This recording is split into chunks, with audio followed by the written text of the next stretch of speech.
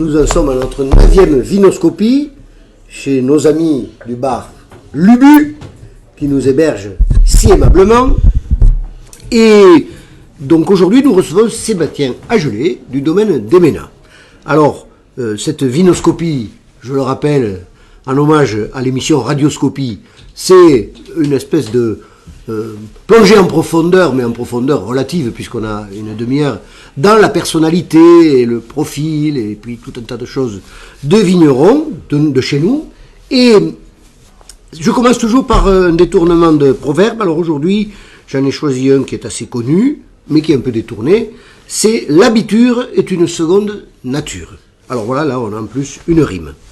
Donc je vais demander à Sébastien de me parler un peu de toi, du domaine et de son histoire. Voilà, et tu peux y aller, hein, développer, parce que c'est le but. On a le temps. Oui.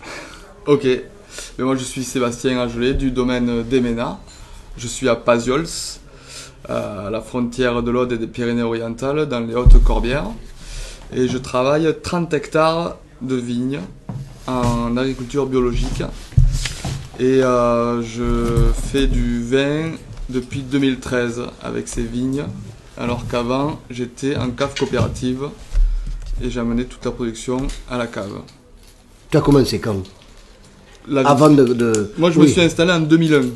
Donc tu as fait 12 ans en cave coopérative ? Ouais. Avec ton père pendant les 12 ans ? Oui, toujours. J'ai repris l'exploitation familiale.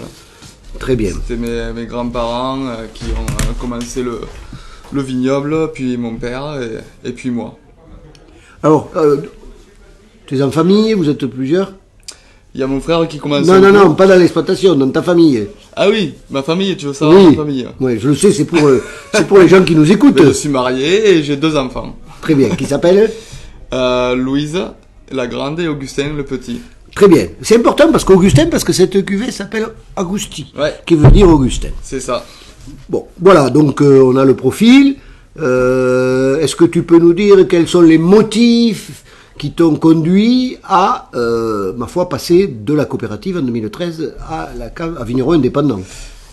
C'est beaucoup de rencontres, notamment celle de Chris Albero, qui tenait le bar Les Indigènes à Perpignan, qui m'a fait découvrir les vins naturels, tout simplement, et qui m'a...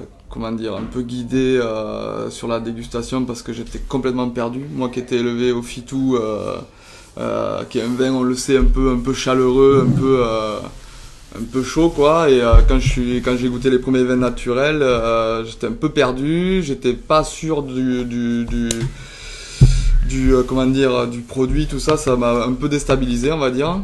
Mais je voyais tous mes amis qui se régalaient du vin. D'en boire. Ouais. et alors du coup ça m'a vraiment interpellé, et en fait j'ai goûté, j'ai rencontré d'autres personnes. Il y avait Romain du Via Delvi aussi, j'ai rencontré des vignerons, Cyril Fall, Tom Lub, le domaine Gobi, les frères d'Anjou, et tout ça a fait que j'arrêtais pas d'en boire, et puis au bout d'un moment je m'y suis habitué, et ça m'a beaucoup plu, et puis maintenant je bois plus que ça. Alors, je vais poser la question, évidemment, je connais la réponse, mais le but c'est de la donner à ceux qui la connaissent pas. Finalement, pourquoi tu n'as pas tenté ?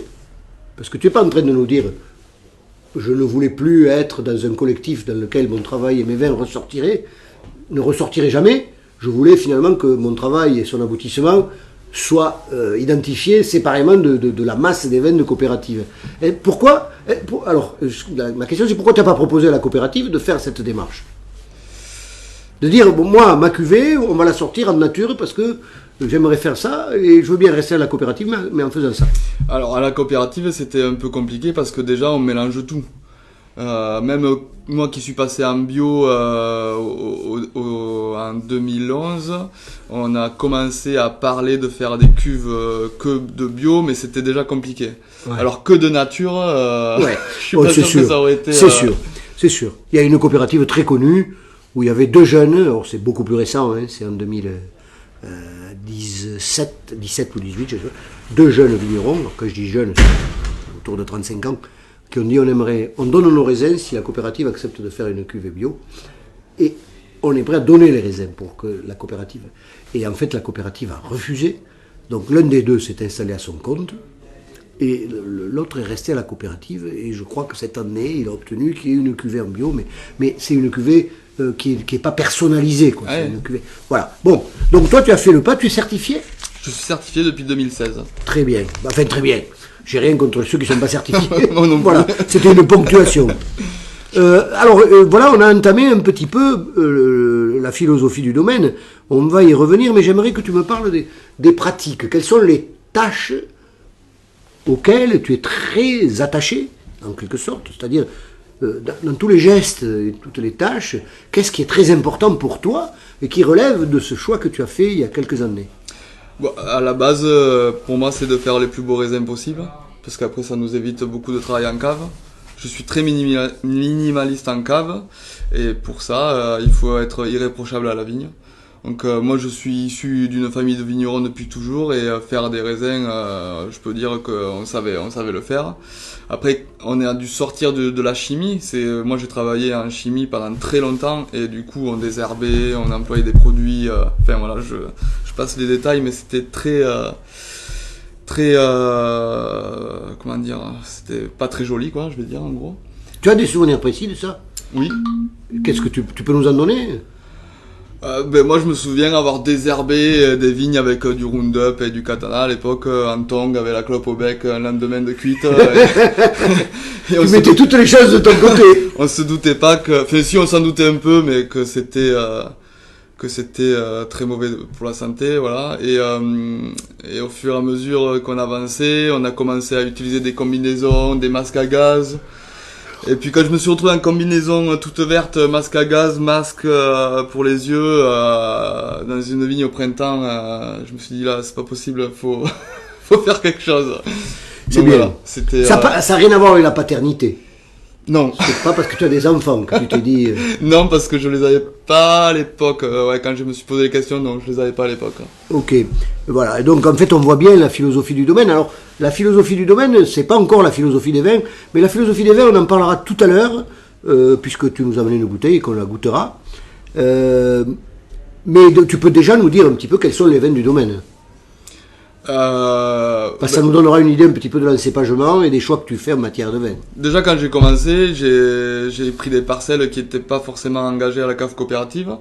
Donc j'ai commencé avec une parcelle qui était sur vin gros, qui était l'Estagnol. Ah oui. Voilà, donc ça c'était des grenaches qui étaient en côte. C'était à la mort, enfin au moment où Chris pouvait plus la cultiver. Alors non, on a commencé avec Chris. C'est là que j'ai commencé à mettre les mains après c'est du raisin, tout ça. C'était avec Chris, il était avec moi et on a fait ça ensemble sur la cuvée de 2013 et 2014 aussi d'ailleurs, qu'il a mis en bouteille avec moi aussi. Et du coup c'est là que j'ai rencontré les vignerons avec justement Chris connaissait tous ces gars-là et du coup il m'a amené les voir comment on fait, comment on travaille. J'ai aussi un ami qui s'était installé à Paziol à ce moment-là, c'est Xavier Ponsard du domaine Poc à Poc, qui vient de Belgique, qui s'est installé à Paziol. Et moi, quand je l'ai vu arriver, un vigneron comme ça qui va faire son vin à Paziol. Belge. Pour un Belge. Pour ne pas être raciste. Je suis allé le voir directement et il m'a ouvert sa cave, montré comment on fait, tout ça. Et ça, je le remercierai jamais assez aussi pour ça. C'est bien. Donc, quels sont les vins ? Donc, on commençait avec l'Estagnol, donc pure grenache, vin rouge. Après, en 2017, j'ai pu commencer quand je suis sorti de la cave, parce que je suis sorti de la cave en 2017, la cave coopérative. C'est récent, hein ? Ouais. Et là, du coup, j'ai pu commencer vraiment à sortir tous les vins de toutes les vignes que j'ai. Donc, on a des Macabeux pour le blanc, des Muscats. Tu peux dire les noms des cuvées comme ça. Ouais, Clandestine blanc, Macabeux. On a Super Singla qui est un muscat de macération, petit grain. Un orange. Un orange, ouais. On a Clandestine... C'était le 14 le premier ? Ouais, c'est ça. Que tu m'avais fait goûter à la bouillinade. Exactement. Qui était magnifique. Ouais, il m'en reste une bouteille. Et ouais, j'en ai encore, il faut le garder. Ah oui, c'est magnifique. Après, il y a le rosé, c'est des Liadonnet Pellut en pressurage direct. Après, on a des cinceaux. Je voulais vraiment vinifier des cinceaux. On a une très vieille parcelle de cinceaux qui est complantée avec des carignans et des grenaches. Et je voulais vraiment essayer ces vins-là parce que je trouve que les cinceaux, il y a de la finesse, c'est très joli.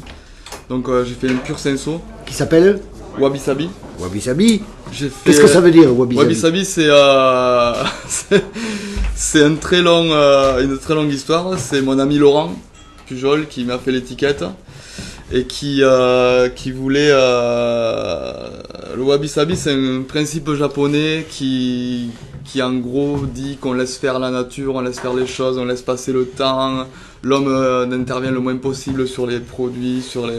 Enfin, voilà, c'est tout un... mais c'est très complexe, et même moi je suis pas sûr d'avoir encore tout compris, mais ça viendra. Ça fait rien, sans avoir tout compris, tu as choisi ce nom pour la cuvée. Exactement, ouais. C'est pas moi, c'est Lolo qui l'a choisi. Parce que moi les étiquettes, c'est les amis qui me les font, aussi, faut savoir. Et du coup, ça peut partir un peu... T'es verni un peu dans le monde, hein. Les gens te font les choses c'est comme vrai que ça. c'est pas mal, j'ai pas mal de chance, ouais. Et ça m'évite d'avoir des choix... Ta femme supporte les conditions que tu lui imposes en étant vigneron. Elle fait plus que supporter, elle me soutient beaucoup. Voilà, aussi. c'est formidable. Donc là, tu es bien entouré. Hein. Ouais, très bien, ouais. Bon. Et ensuite, donc ça c'est pour le Cinsault. Après, il y a la Syrah, parce que j'ai quand même voulu faire une Syrah, même si c'est pas un cépage que j'apprécie particulièrement, il s'avère qu'on en a beaucoup chez nous.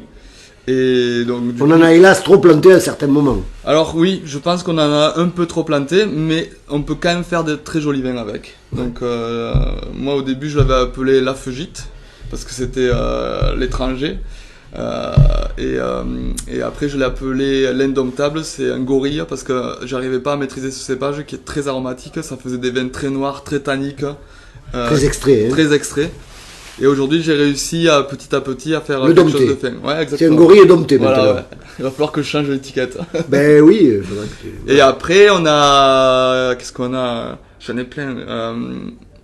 On a une étiquette, c'est Wasabi. C'est un pur grenache. Ah, wasabi, mais tu en as déjà parlé. Ah non, Le Godzilla. il y a Il y a Wabi-sabi. Wabi-sabi. Wasabi. Oh là là, je reconnais que même si je connais tes vins, j'avais pas fait attention au fait qu'il y avait le wasabi. Et oui, il y a le Wasabi. Et le wabi-sabi. Ouais, pur grenache. Ils sont pas un peu perdus les gens à Pasiols avec le wabi-sabi et les wasabi? À Pasiol, on n'en boit pas trop de mon vin. Mais où le boit-on? Eh bien, on le boit un peu partout. Moi, j'essaie de faire en sorte qu'il soit le plus représenté pas trop loin de là où je suis. Donc, beaucoup à Perpignan, Catalogne, un peu dans l'Aude, l'Hérault. Voilà, j'essaie de... Mais après, ça part aussi à l'export, forcément. Sur Paris. Ça va chez les Japonais? Ça va chez les Japonais, oui. Et alors, quand ils voient wabi-sabi et wasabi... Alors, les Japonais, ils ont voulu que je change l'étiquette. Ils ont voulu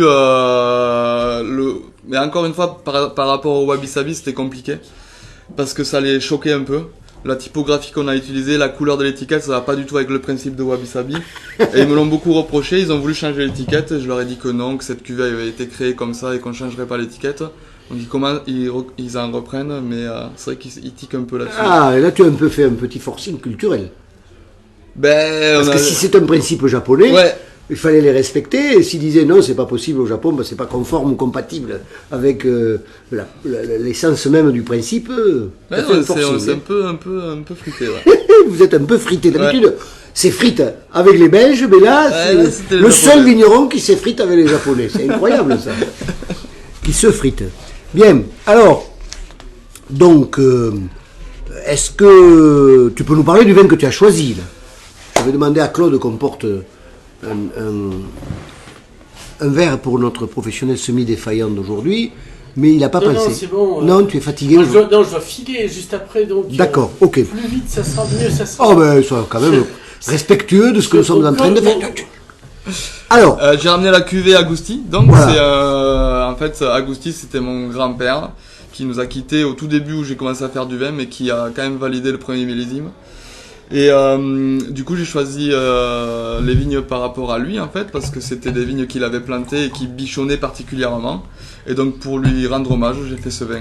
Et c'est le cépagement, C'est un pur Carignan. Un pur Carignan. Ouais. Après dans les Carignans, chez nous, il faut savoir qu'il y a toujours un petit grenache qui traîne, un petit macabeu. Voilà, c'est jamais 100% pur. Mais c'est majorité de Carignan. Alors, il y a écrit à Papi Augusti. C'est ça. Voilà, c'est simple, c'est chaleureux.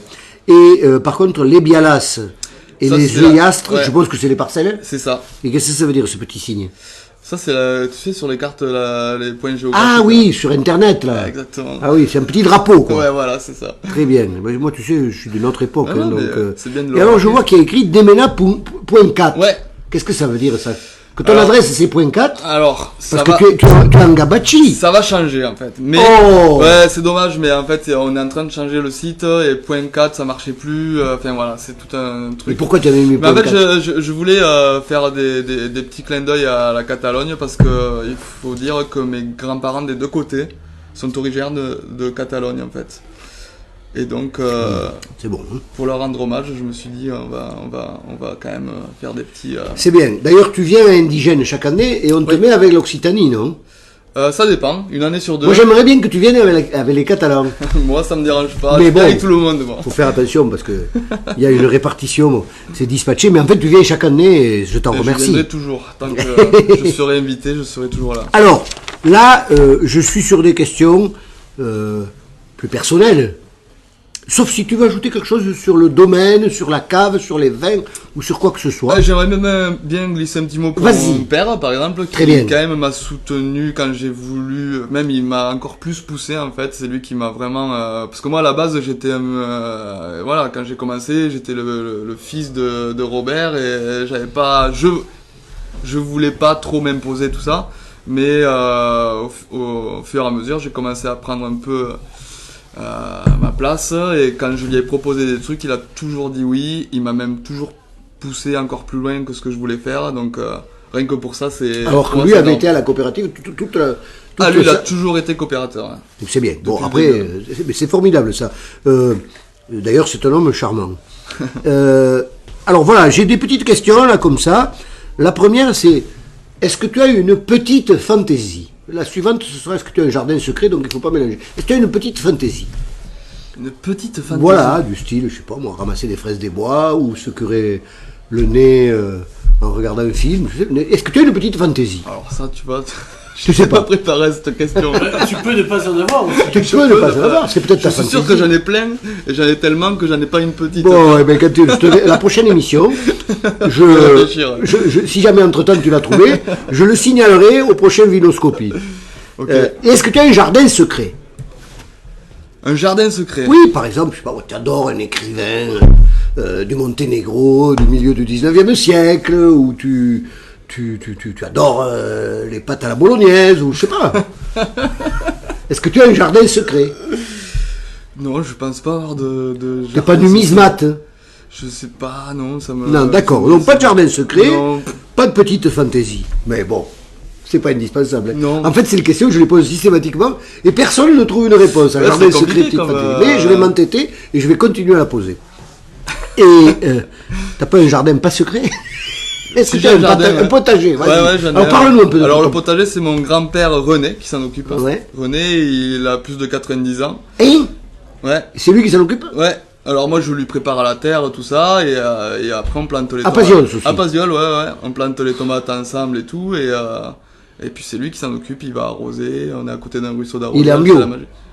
Ouais, il est en bio. Des fois il a envie de mettre des trucs un peu à l'ancienne mais Tu je lui dis, l'engueule un papy, peu. non. Ouais, c'est ça exactement. Bon, tu as de la Exactement. chance d'avoir ton grand-père comme Ah ça. ouais. Alors, en fait, cette émission, elle se termine par deux questions. L'une, c'est quel est le message que tu aimerais faire passer? En tant que toi, Sébastien Agelet, vigneron. Moi, Mais ça peut être sur autre chose. Hein. Non, moi je vais parler en tant qu'agriculteur. Ouais.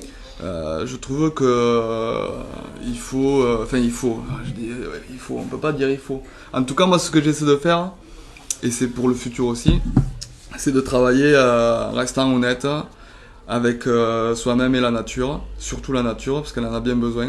Donc, essayer de travailler le plus logiquement possible et en essayant d'utiliser le moins possible de cochonneries et même de carburant si on le peut. Donc voilà, je vais plus sur une réduction des surfaces que le contraire. Et, Ah oui, parce qu'il y a quand même un jardin. C'est pas un jardin, mais c'est un aspect sur lequel je voulais te faire parler parce que c'est pas du tout te montrer du doigt. C'est au contraire pour moi, c'est quelque chose d'élogieux.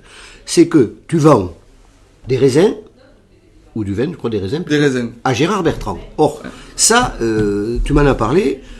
Tu as 30 hectares, évidemment. Tu peux pas faire l'orfèvre sur 30 hectares comme on le fait sur 5 ou sur 10. Alors si, Et oui, tu ça, pourrais... moi les vignes, je les bichonne toutes pareilles. Non, mais quand je dis l'orfèvre, c'est-à-dire depuis la culture jusqu'à Ah oui, l'unification d'accord, et l'exportation. Oui, oui, d'accord. Enfin, la vente, quoi. Je pourrais pas Là, faire... tu te délestes d'une partie. Oui, bien hein. sûr. Mais en fait, c'est une partie... quand on passe de 30 hectares... parce que moi, quand j'ai commencé à vinifier, j'ai vinifié sur 5 hectares au Voilà, début. oui. Voilà. Puis après, tu as repris toutes les J'ai vignes. une très petite cave. Et puis surtout, ce que j'aime, c'est travailler un peu artisanalement. Ouais. On écrase les raisins avec les pieds dans les cuves. Il n'y a pas beaucoup de machines chez moi. Tu vas voir, il y a un pressoir et une pompe. Ouais. J'ai pas de pompe à D'accord. vendange. Tu as un pressoir pneumatique. J'ai un pressoir pneumatique quand même. D'accord. Ouais, quand même. Mais oui, vinifier 30 hectares, ça me plairait pas du tout. Et il faut dire que Gérard Bertrand m'a fait un contrat qui est tout à fait respectable et qui me sauve la vie aussi. Ben voilà, mais moi je toujours, trouve y a que pas c'était de- important de le dire parce que Et y a pas de honte évidemment à les avoir, grosses machines voilà. sont dénigrées, mais sauf que là, ils soutiennent ce que tu fais à côté. Exactement. Et je D'accord. pense que vendre à des négociants, c'est aussi une autre manière de voir l'agriculture et peut-être de s'en sortir aussi, il n'y a pas de souci là-dessus. Alors, j'aimerais aussi que tu me dises qu'est-ce que tu aimerais qu'on dise de toi. C'est-à-dire, imagine que les gens parlent de toi, tu aimerais qu'ils disent quoi? Non pas parce que tu as envie d'être quelque chose, mais parce que tu as l'impression d'être ça et que tu aimerais que les autres le reconnaissent. Moi je dirais honnête. Honnête, c'est que tu l'avais déjà dit, donc c'est... Voilà. Ah pardon. Non, c'est très bien. Ça veut dire que vraiment c'est quelque chose d'important pour toi. Oui. Eh bien, c'est parfait. Donc, cette émission, on va pouvoir la revoir. Aujourd'hui, notre concepteur d'émission est très pressé. Très pressé. Il est de taxi en taxi, notre Nicolas. Là. Mais bon, on a fait quand même notre émission dans les bonnes conditions. Assez bonnes, on va dire.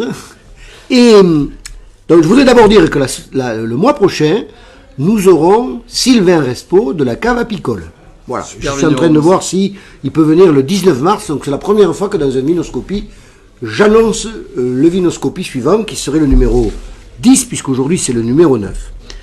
D'autre part, on peut retrouver les Vinoscopies sur le site L'Archipel Contre-Attaque. On les trouve aussi en tapant YouTube Vinoscopie, et ça c'est peut-être déjà sur YouTube. Non, ça c'est déjà sur Facebook surtout. Ça c'est déjà sur Facebook, donc sur la page Ce Facebook. week-end, ça sera ce week-end. Voilà, Tu auras le temps non d'ici mais ce week-end. page Facebook de Nicolas Codeville. Voilà, c'est ça. Voilà, donc il y a plusieurs endroits. Voilà. À C'est terme, ça finira sur l'Archipel Voilà. Contre-Attaque, à la rubrique Vinoscopie, où on les trouvera tous. Voilà. Il y en a déjà 8, il y aura le 9e. Et bien voilà, je vous remercie, mon cher ami Nicolas Codeville, même si vous êtes dans l'urgence, ces élections municipales vous font frétiller. Je remercie Sébastien, parce que c'était un bon moment. Et le vin, je voulais dire quand même un dernier mot sur le vin, c'est que le Carignan, c'est parfois très rustique.